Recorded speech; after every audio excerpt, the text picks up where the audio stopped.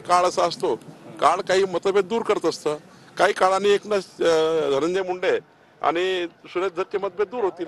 तुम्ही भेट घालून दिली आहे खरं नाही, भेटलेच ना माझ्याकडे. मी अध्यक्ष आहे पक्षाचा आणि पक्षाचा अध्यक्ष म्हणून माझ्याकडे धनंजय मुंडेचं ते काही ते तारीख आवश्यक नाही. पण मी पक्षाचा अध्यक्ष आहे, भारतीय जनता पार्टीचा अध्यक्ष मी असल्यामुळं आणि धनंजय मुंडेंचे माझ्या मागच्या भारतीय जनता पार्टीच्या प्रवासापासून धनंजय मुंडेजींनी माझ्यासोबत काम केलं आहे. त्यामुळे धनंजय मुंडे आणि सुरेश धसची भेट आहे की पारिवारिक भेट झाली आहे.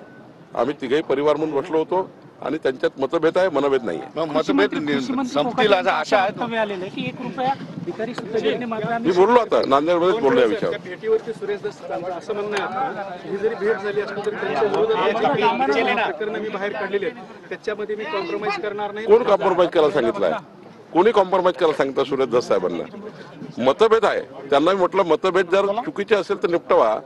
मतभेद जर तुमचे वाटतं की तुमची ग्रॅव्हिटी आहे तुम्ही त्या ठिकाणी पुढे जा. पण मला वाटतं धनंजय मुंडेजींनी आणि सुरेश धसांनी जे काही बोलले माझ्यासमोर फक्त मतभेद आहे. काही ठिकाणी सुरेश धसांच्या इन्क्वायरी मागितल्या त्या थेट धनंजय मुंडे तर थोडी विरुद्ध आहे. त्यावेळी काही चुकीचं झालं असेल अधिकाऱ्याकडनं किंवा एखाद्या ठिकाणी चूक घडली असेल त्यावर सुरेश धस इन्क्वायरी मागताय. थेट इन्क्वायरी धनंजय मुंडेची थोडी होणार आहे, कारण धनंजय मुंडे हे पालकमंत्री आहे.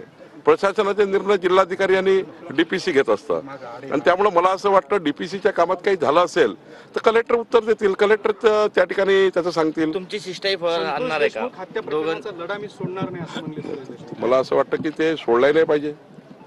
शेवटी एखाद्या सरपंचाचं अशा प्रकारची हत्या होते आहे, त्या हत्येचा जोपर्यंत आरोपींना फाशी होत नाही, आरोपीला शासन होत नाही, तोपर्यंत सुरेश धसांनी तो लढा सोडू नये आणि कोणीच सोडू नये असं माझं मत आहे. तुम्ही शिष्टाई केलेली आहे, हे सेफ प्रयत्न आहे का?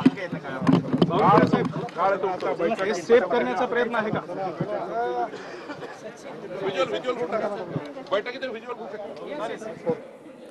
चंद्रशेखर बावनकुळे यांच्या उपस्थितीमध्ये धनंजय मुंडे आणि सुरेश धस यांची ही भेट झाली आहे. धनंजय मुंडे डोळ्याचं ऑपरेशन झाल्यामुळे हॉस्पिटलमध्ये आहेत. तिथे जाऊन बावनकुळे आणि धस यांनी धनंजय मुंडे यांची भेट घेतलेली आहे. बावनकुळे